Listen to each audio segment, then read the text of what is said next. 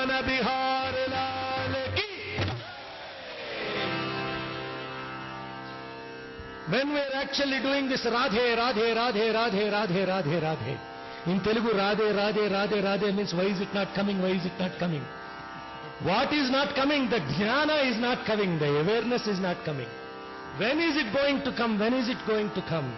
And who is this Radha? What is that awareness of the Radha? This Radha is, if you take R-A-D-H-A, you take the R and move it to the end, it became Adhar. Then you take the A and move it to the end, Dhara. So therefore Swami said Radha is Krishna ka Adhar Dhara. And this Krishna ka Adhar Dhara is what we should be becoming. When am I going to get the stream of consciousness of the Krishna? And who is this Krishna? This Krishna is Karshayati iti Krishna, Krushiyati iti Krishna, Akarshayati iti Krishna. And who is this Krishna again? The one that attracts is Krishna. The one who is serving is Krishna. The one who is working hard is Krishna. The one who is not going to service is not Krishna. And Swami gives beautiful examples of what an incredible servant he was for Arjuna. Now you see, in fact, this is on a lighter note I am saying. One gentleman's name is Parthasarathi. Parthasarathi means Krishna. But everybody was calling him Partha.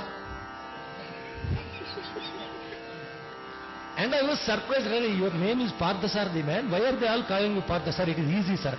But I said, do you know that Parthasarathi means Partha is Arjuna, Sarathi means a driver, right? And everybody is calling you Arjuna but not Krishna. And Swami said, look, who likes to be called here driver of somebody? That privilege I have taken to serve my best friend Arjuna. I am somebody's driver. And I am so much so that I used to take these horses to the lake and wash them. My hands were so tender. And therefore what happened when I was holding these reins, blood would shoot out from my hands. And I would go wash these horses, caress their wounds. And on the top of it, when all these astras and all this stuff is coming at my friend, I had to take all of that upon myself just to save him, because I am his driver. It is my dharma to save him. Now when you look at what God is as a role model, as an example, as a servant, it is so humbling.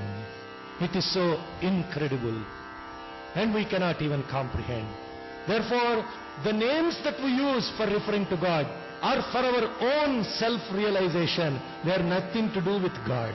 Let us be very clear about that. And on the top of it, the mantras that we are chanting, I know brother asked me to touch upon, where is brother Venkat? So, I'm going to, supposed to close at 6:30, right? Yeah. So 10-15 minutes, I will touch upon the context of these Vedas and how they are applicable to our daily lives in the same spirit of sharing.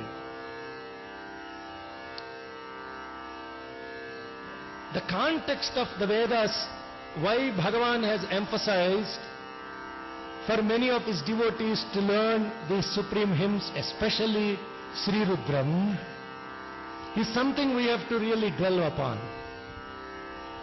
Because Bhagavan knows that he has devotees from 137 countries. Millions of them cannot even speak properly or pronounce the words that are in the Sri Rudram. Most of them live in India. And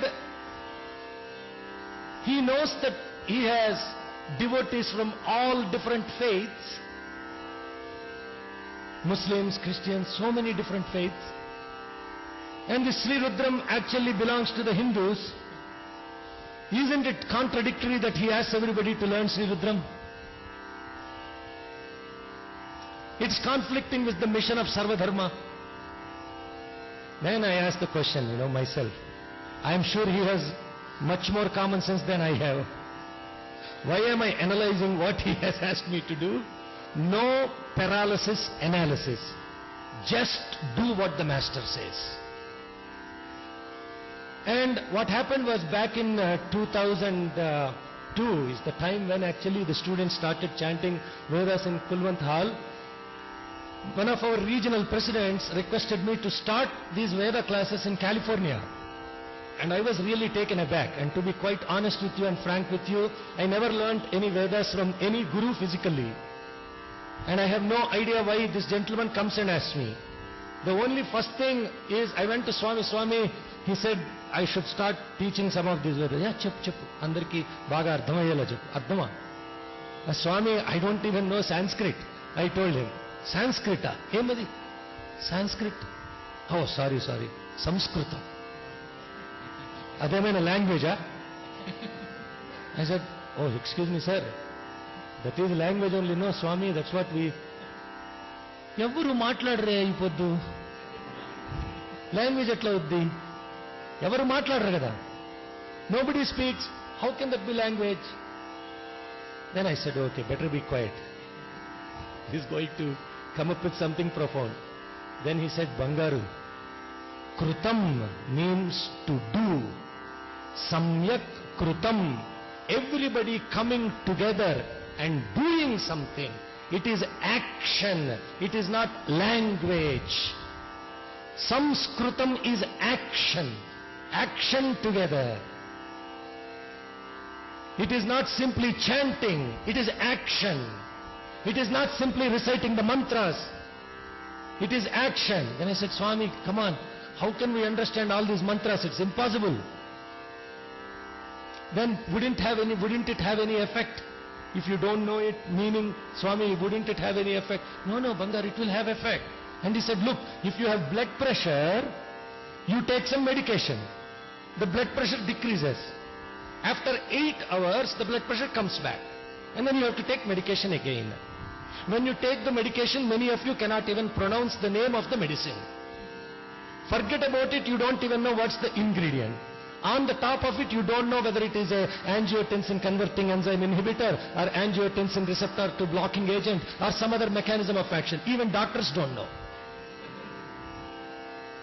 Now, if you take this medicine, you don't know the name, you don't know how to spell it properly, and you don't know the mechanism of action, you take the medicine, it has an effect. But that effect is only temporary. Because after 8 hours, you have to take the medicine again. But he said, imagine, if you study yourself, if you connect to your body, and you start understanding what is actually causing blood pressure. Is it my genetics? Is it my diet? Is it too much salt?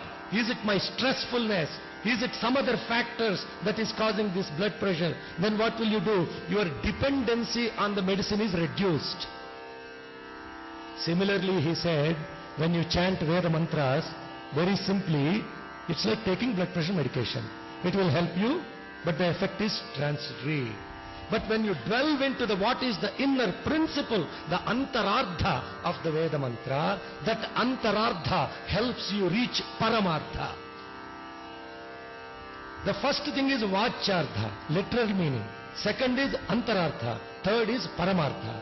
Then he said, paramartha everybody has to get by themselves. Even God cannot help. Antarardha I can help. Once you get antarardha, Da Vinci Code, you got it. Then I said, oh, can you please help me understand this better? He said, very simple, Ra.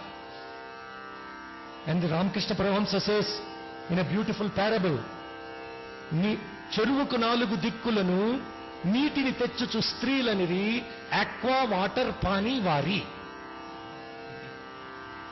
4 ladies carrying the water from a lake. Each of them said, aqua, water, pani, vari, neeru, tanni, voda, all different languages. Manzi in African. Now each one don't know what they're saying, but they're referring to the same substance. Imagine if all these 4 ladies went to some high school, at least, read some chemistry, then they said H2O.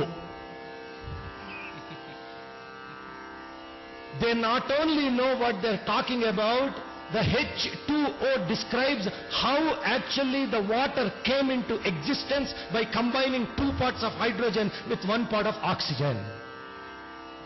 Veda mantras are actually decoding how we are composed of, what is our inner nature, our inner principles of living.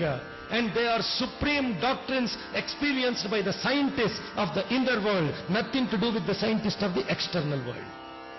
And therefore Bhagavan said, once you start chanting these mantras, Swami, how is it possible everybody can know this? Chala simple, Bangaru. They have to come. First you chant mantra, then mantra chants mantra, then mantra chants you.